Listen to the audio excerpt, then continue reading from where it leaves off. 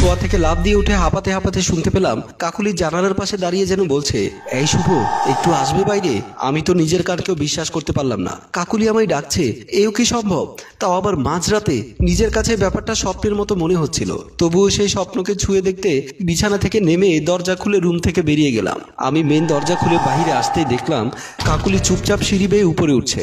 আমি কাকুলির পিছু পিছু সিঁড়ি বেয়ে উঠে পড়লাম ছাদে। মাঝরাত, পুরো শহর ঘুমের দেশে পাড়ি দিয়েছে।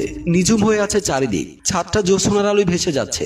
ছাদে উঠে কাকুলি আমার দিকে তাকালো। চাঁদের আলোয় কি যে অপূর্ব লাগছে ওকে দেখতে। কাকুলি ছাদের কিনারে গিয়ে বসলো। আমি বসলাম তার পাশে। কাকুলি আমার দিকে তাকিয়ে বলল, তোমায় একটা গল্প বলি? বলো।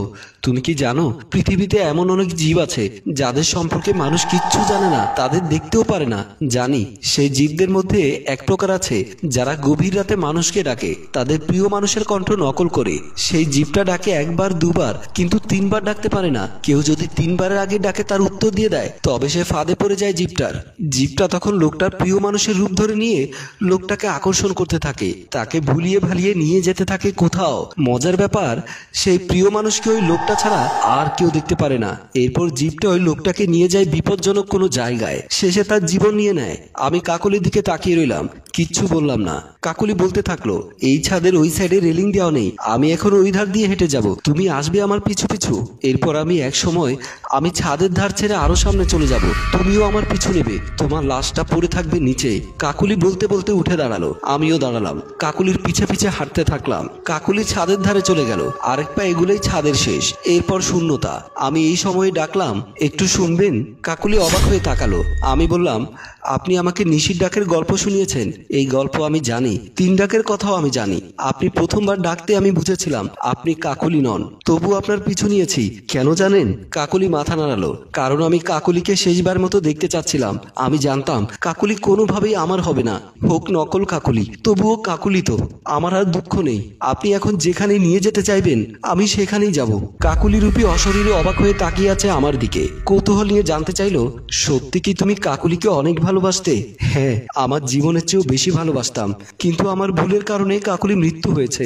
কিভাবে? আমি শুনতে চাই। শুনবে? তাহলে শোনো।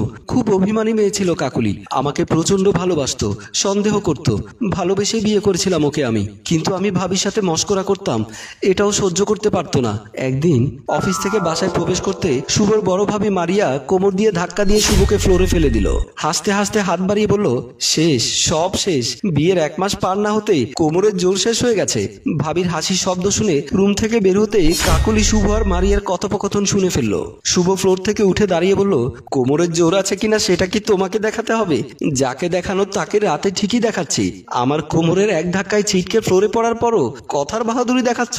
ভাবি, তুমি কিন্তু সেই পুরনো অভ্যাস এখনো বদলাতে পারোনি। এখন আমার বিয়ে হয়েছে, তোমার সাথে বাহাদুরি দেখানোর সময় আমার এখন নেই। বলেই বেডরুমের দিকে পা বাড়ালো। কাকুলি শুভকে আসতে দেখে রুমের ভেতরে ঢুকে গেল। কাকুলি বিছানার উপরে বসে রাগে ফোঁস করছে। শুভ রুমের ভেতরে ঢুকে বিছানার কাছে আসলো। কাকুলিকে দেখে মুচকি হেসে বলল, কি খবর নায়িকা? কাকুলি কোনো উত্তর দিল না। শুভ বিছানার পাশে বসলো। কাকুলির কাঁধের উপরে হাত রেখে বলল, কি ব্যাপার, মন খারাপ কেন?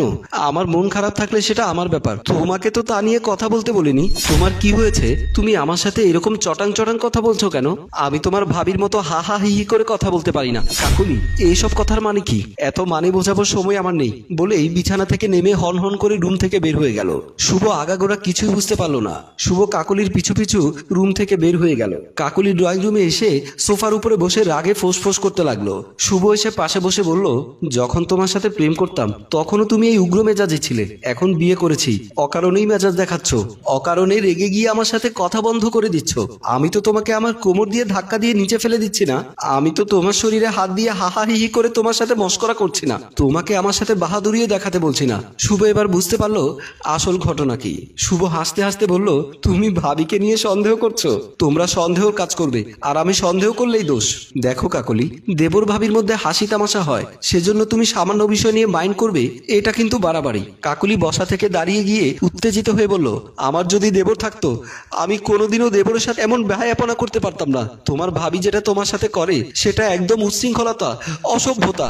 ভাবির বিরুদ্ধে কাকলির এমন আচরণে শুভ ক্ষিপ্ত হয়ে কাকুলির গালে কষে চড় বসিয়ে দিল। কাকুলি গাল চেপে ধরে রাগে ফোঁসফোঁস করতে করতে বলল, তুমি আমাকে মারলে? আমার বাবা মা ভুলেও কোনোদিন আমার গায়ে ফুলের টোকাও দেয়নি, আর তুমি আমাকে মারলে, তাও আবার অন্যায়ের প্রতিবাদ করার জন্য। আমি কি এমন অন্যায় করেছি? তুমি তোমার চরিত্র খারাপ করেছো, তোমার চরিত্রহীন ভাবে সাপোর্ট করেছো। বলেই দৌড়ে ড্রয়িং রুম থেকে বের হয়ে গেল। শুভ ভীষণ টেনশনে পড়ে গেল। ড্রয়িং রুমের বাহিরে আসতে মারিয়ার সামনে পড়ে গেল। ড্রয়িং রুমে এত সময় যে ঘটনা ঘটেছে মারিয়া ড্রয়িং রুমের বাইরে দাঁড়িয়ে সবই দেখেছে। মারিয়া কাকলিকে বলল, তুমি ভুল ভাবছো, আমি ওর সাথে সির্ফ মজা করেছি। এটাকে মজা করা বলে না, এটাকে বলে অশ্লীলতা। আর আপনার মধ্যে আমি ভদ্রতা নম্রতা কিছুই দেখতে পাইনি, দেখতে পেয়েছি উচ্ছৃঙ্খলতা। দেখো কাকলি, তুমি কিন্তু বাড়াবাড়ি করছো, বেশি কথা বলছো। সত্য কথা বললে বাড়াবাড়ি হয়ে যায়, আর আপনাকে বলে কি লাভ? আমার তো মনে হয় পরিবারের কাছ থেকে আপনি ভদ্রতার শিক্ষায় পাননি, মনে হয় রাস্তায় বড় হয়েছেন। কাকলির মুখে এমন কথা শুনে মারিয়ার মাথা রক্ত টকবক করে ফুটতে লাগলো। নিজেকে আর সামলাতে পারলো না, কোষে চর বসিয়ে দিল কাকলির গালে। এমন সময় শুভ এসে সামনে দাঁড়িয়ে অবাক হয়ে বলল, ভাবি তুমি এটা কি করলে? থাক, জুতা মেরে গরু দান করতে হবে না, আমার যা বোঝার সব বুঝে গেছি। তোমরা কঠিন সম্পর্কের মধ্যে আছো, বাংলা ভাষায় বলে অবৈধ সম্পর্ক। আমি সেই সম্পর্কের মধ্যে কাটা হয়ে দাঁড়াতে চাই না, আর এত অপমানিত হয়ে বাঁচতেও চাই না। বলেই দৌড়ে তার বেডরুমের ভেতরে ঢুকে দরজা বন্ধ করে দিল। শুভ চমকে উঠল, দৌড়ে দরজার সামনে এসে দরজা ধাক্কা দিতে লাগলো, কিন্তু কাকলি দরজা খুলছে না। কান্না করতে করতে আমি বললাম, মুহূর্তের মধ্যে সবকিছুই শেষ হয়ে গেল। কাকলি বিষ খেয়ে আত্মহত্যা করলো। আমি চিরদিনের জন্য হারালাম আমার ভালোবাসার মানুষটাকে। আমার কান্না দেখে অশরীরী রূপ কাকলি বলল, আমি বুঝতে পারছি তুমি কাকলিকে প্রচন্ড ভালোবাসতে, এখনো ভালোবাসো। হ্যাঁ, আমি কাকলিকে এখনো ভালোবাসি, তাই আমি কাকলির কাছে যেতে চাই। আপনি আমাকে কাকলির কাছে নিয়ে যাবেন? আত্মহত্যা মহাপাপ, তাই আত্মহত্যা করি না, কিন্তু আপনি যদি আমাকে মেরে ফেলেন তাহলে আমি এই বিষাদময় জীবন থেকে মুক্তি পাবো। আমি আমার ভালোবাসার মানুষ কাকলির দেখা পাবো। আমার বিশ্বাস পরপারে কাকলি আমার জন্য অপেক্ষা করছে। অশরীরী রূপ কাকলি বলল, তুমি সত্যটা জানো না, কাকলি আত্মহত্যা করেনি, ওকে মেরে ফেলা হয়েছে। কথাটি শোনা মাত্রই আমি চমকে উঠলাম, চোখ জুড়ে ছলছল করছে পানি। আমি জানতে চাইলাম, কি বলছেন আপনি? কে কাকলিকে মেরে ফেলেছে? শুনবে কোনো একদিন, সব ঘটনা তোমাকে খুলে বলবো। একটু পরেই সকাল হয়ে যাবে, আমার এখন যাওয়ার সময় হয়েছে। বলেই অশরীরী ভ্যানিশ হয়ে গেল। আমি চতুর্দিকে তাকে খুঁজতে লাগলাম, কিন্তু তাকে পাচ্ছি না। টেনশনে আমার মাথা ভন ভন করছে। কি বলল সে? কাকলিকে কে মেরেছে? আর রুমের ভেতর তো কাকলি ছাড়া আর কেউ ছিল না। রহস্যের জট বাঁধল শুভর মনে, অস্থির হয়ে উঠল শুভ। প্রিয় দর্শক, শুভ কি পারবে এই রহস্যময় জট খুলতে? অশরীররূপী কাকলি কি আবারও ফিরে আসবে? সে কি রহস্য ভেদ করে সব ঘটনা খুলে বলবে? আমরাও জানতে চাই। আপনারা যদি জানতে চান তাহলে দ্বিতীয় পর্ব পর্যন্ত অপেক্ষা করুন।